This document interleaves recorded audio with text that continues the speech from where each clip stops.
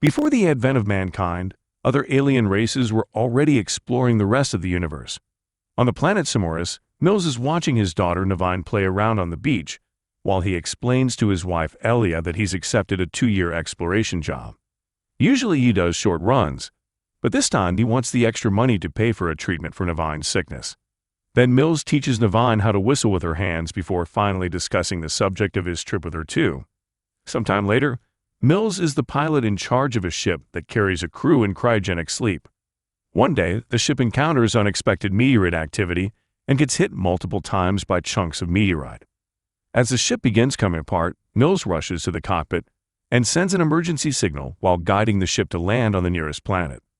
The ship ends up breaking up in 2 parts, and as Mills watches the inevitable crash, he thinks about his daughter before falling unconscious. Minutes later, Mills wakes up to hear the computers say they're in an unknown location. He discovers he has a piece of metal stuck on his stomach, so he painfully removes it to then cauterize the wound. Next, he puts on his astronaut suit and begins investigating the ship to determine the damage, discovering the cryo chamber is compromised. After grabbing a laser gun just in case, Mills leaves the ship and walks into a pool of water where a mysterious creature swims around him. He also finds all the bodies of his crew and is devastated to notice none of them survived.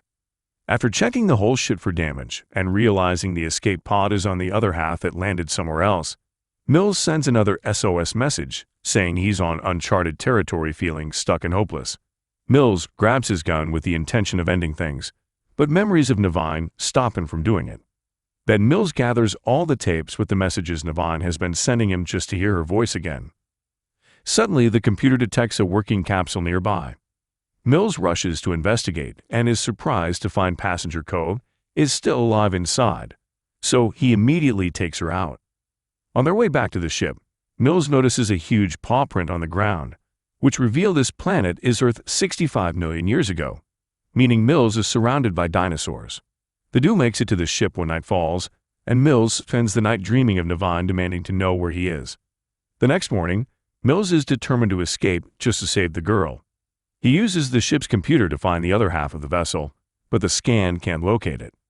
Afterward, Mills goes outside to explore the area and discovers huge bones that indicate how dangerous the local predators are. He's also accidentally hit by a hot geyser blast, which he never saw before. Once he recovers, he sees something shining in the distance and realizes the other ship half is on a far mountain. A quick scan confirms it, and when Mills begins to consider what path to take, he's suddenly attacked by a small dinosaur. After some struggle with the creature, Mills pushes it to the ground and hits it with his gun until it's dead. There are more noises coming from the woods, and when Mills goes to investigate, he discovers Co has left the ship. The girl begins running as soon as she sees him, and Mills runs after her until they both fall down a ledge where they find a big yet dead dinosaur.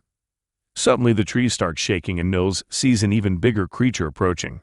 So he grabs Co and drags her back to the ship. While he takes care of the wound she got when she fell, he tries to explain the situation. But it turns out they don't speak the same language and the ship's translator isn't working. To make his point, Mills spreads a red powder on a tablet and draws the mountain with the pod to explain they must get there to escape. O joins him and draws her parents as she understands the word family. So to keep her calm, Mills lies and says her family is in the mountain too. Afterward, Mills sends out another SOS message saying he's found a survivor while Co finds the recordings of Navine. As she watches them all, it's revealed that during the first year of traveling, Navine's illness got worse and she had to be sent to the hospital. During the first few months, her messages were happy and proud of her dad, but as time passed, she became angry with him because he wasn't there for her. When Mills finds Co watching the tapes, he immediately turns them off and announces they're leaving. Once he has enough supplies in his bag, Mills and Co begin walking through the wilderness, making sure to keep quiet not to attract predators. It's a long and arduous journey, but every time Mills helps Co when she falls or needs anything, they become a little closer. One afternoon, Co sees something glowing red in the sky, but she doesn't comment on it. Eventually, Co becomes bored of all the walking and grabs some berries from a bush to throw at Mills just to bother him. Annoyed, Mills uses his scan to prove the berries are poisonous and orders Co not to mess with them. Later, a huge bug lands on Mills' neck, and when he kills it with his hand, His fingers end up covered in a disgusting sticky substance. Mills tries to brush it off on a tree, but the thing is so strong that he falls with a piece of bark stuck to his hand, which makes Ko laugh. To tease her back, Mills tries to touch her with his dirty hand. But their little game is interrupted when a small tree falls in front of them. There are some weird noises coming from behind a ledge, and the duo finds a small dinosaur stuck in a pit of the sticky substance. Ko feels bad for it and runs to help it out, which Mills thinks is too dangerous. Since she won't listen, Mills ends up helping her to finish faster. The little creature walks away as soon as it's free, but only a few steps later, it's attacked by a group of predators that quickly kill it. Mills drags Ko into a hiding spot, so she doesn't have to watch her friend being devoured, but she can tell what's going on and cries. After the dinosaurs are gone, the duo continues their journey, stopping by a waterfall to wash and fill their water bottle. Mills is worried about the state of his stomach wound, but watching Ko makes him think of Navine, and that's enough incentive to keep him going. Ko finds some pretty flowers and bothers Mills until he lets her put one in his hair. Minutes later, Mills' scanner loses the location of the mountain, so he decides to climb a tree for a better view and scan the area again. Suddenly, he finds a bug on his hand and shakes his arm to get it off, but the movement causes the branch to break and Mills falls, dislocating his arm. While Ko helps Mills push his arm against a tree to try to put it back into place, a group of dinosaurs hears the noise and begins approaching. To speed things up, Mills makes Ko step on his arm for that final push. And now that he's better, he immediately grabs the gun to shoot at the creatures. He also tells Ko to run, and once she's far enough, Mills activates a few small bombs that quickly gets rid of half of the dinosaurs. The survivors continue to jump on Mills, and he shoots them one by one. Meanwhile, a bunch of flying dinos lands near Ko, so she begins crawling away to hide behind a tree. Unfortunately, the beasts from before find her, and when they are about to jump on her, Mills shows up and kills them all. However, there's one hiding that suddenly jumps on Ko from behind and drags her away with its tail. Mills quickly goes after them and scares the creature away with a shot. After lots of walking, the duo makes it to a cave where they'll spend the night. Mills sets up some sensors that will warn them of potential danger and uses his scanner to look at the sky, which finally makes him notice the meteorite is nearby. It's a small one though, so he doesn't worry. Ko suddenly distracts him by revealing she's brought one of Navine's tapes with her, and while Mills at first is angry, then he plays the tape because Navine brings comfort to both of them. Later in the night, Mills is woken up by the sensors warning him of incoming danger. When he checks on Ko, he discovers a bug has entered her mouth, and he immediately uses a tool to kill it, leaving Ko to cough out all the remains. Then the sensors begin going crazy, and at that moment, a huge dinosaur appears outside the cave. Mills shoots it a couple of times before he and Ko run through a small hole at the back of the cave. The duo immediately begins looking for a path out, unaware that a smaller dinosaur is following them. After lots of walking and going through narrow spaces, the duo is upset to discover they've reached a dead end. Mills finds a small space between two rocks and tries to dig to make it bigger. But after a few hours, he's barely made any progress and decides to give up. When Ko notices, she becomes furious and demands to try again as she keeps saying family. So Mills tries to tell her they're dead, but she can't understand him. Thinking that he lacks proper tools, Mills suddenly gets an idea.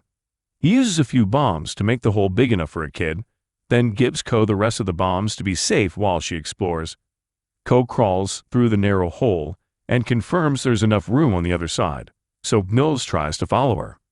Unfortunately, the hole suddenly collapses, and Mills desperately yells in frustration when he loses contact with Ko.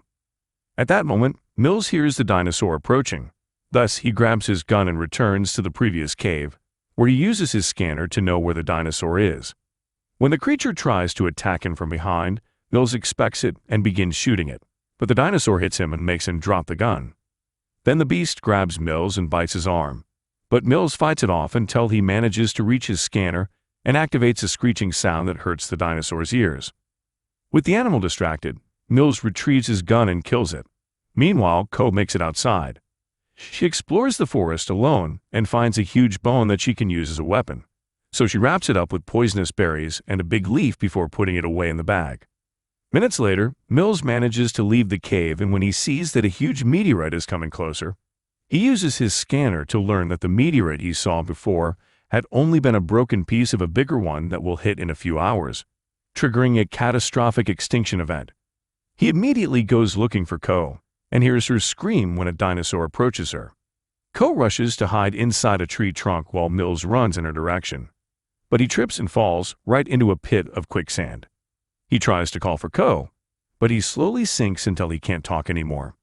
Ko hears Mills' call, so she gathers her courage and waits for the dinosaur to enter the tree trunk to throw the bombs at it before running. With the beast dead, Ko can safely reach the quicksand and bend over a tree to help Mills come out of the pit. The duo reunites with a tight hug, and then Mills explains the meteorite to Ko in order to run through the last few miles. In the evening, the duo finally makes it to the base of the mountain. Moments later, they find the other half of the ship, and Mills immediately turns on the computer to confirm there's a rescue vessel coming for them. Ko goes looking for her family and eventually finds all the destroyed cryotanks, so she gets furious with Mills for the lie. As she cries, Mills takes out a picture of Navine and explains he lost his daughter while he was on a job, meaning now he can't allow that to happen again. A sobbing Ko hugs Mills as he apologizes for everything. Suddenly, the smaller pieces of meteorite begin falling on Earth, so Mills and Ko run to get inside the emergency pod. When Mills is about to push the launch button, a piece of meteorite hits the ship and causes the pod to fall down the mountain. As Mills begins waking up too, a huge dinosaur arrives and begins attacking the pod. Since the gun fell on the ground, Mills has to risk leaving the pod to retrieve it, only to discover it doesn't work. While a second dinosaur joins the attack, Mills runs to hide behind a piece of the ship and fixes the gun configuration. The dinosaurs suddenly surround him, so Ko grabs the Navine tape and plays it on the scanner to create a hologram of Navine outside the ship.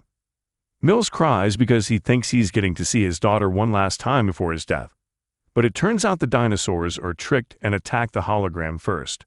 Using this distraction, Mills comes out and quickly kills the first creature, while the other pushes the ship trying to reach Ko. Mills immediately comes after it too, and after a few well-landed shots, this dinosaur dies as well. Thanks to the creature's push, the pod is now in the right position to launch. Before Mills can return though, the beast that he had shot back in the cave returns and begins chasing him. With a plan in mind, Mills runs to the geysers and makes the dinosaur walk into a hot blast of water that hits its face. Unfortunately, it doesn't cause much damage, but at that moment Ko shows up and stabs the dinosaur in the eye with the bone she prepared earlier. The dinosaur starts flailing and walks on top of another geyser. This time the blast hits it on the stomach and successfully burns it to death. Afterward, Mills and Ko return to the pod and manage to take off right before the meteorite hits Earth, triggering the extinction of dinosaurs. When the pod leaves the atmosphere, the autopilot guides it to the meeting point where a rescue vessel will be waiting for them. Since they're going home, Mills closes his eyes and pretends he would be reuniting with Navine soon, so Ko holds his hand to comfort him.